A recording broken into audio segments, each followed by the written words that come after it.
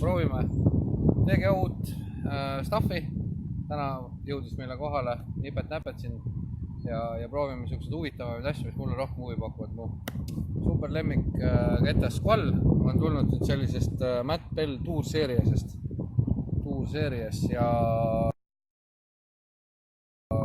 milline ta siis iseenesest välja või paistab või käes on, ta on justkui see vana ESP Flex bass nagu või ütleme sellest samast materjalist.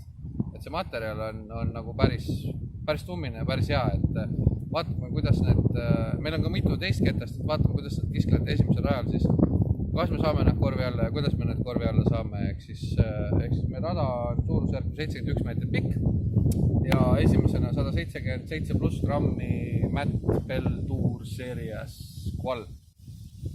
Tagakäega proovime siis küpsutada.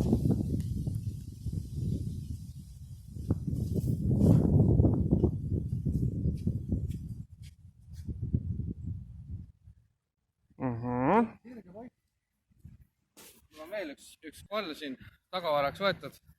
Vaatame, kuidas Matt Bell seerias ja jällegi 177 pluss grammi. Proovin ta hästi madalalt lasta, siis ta võiks justkui jääda.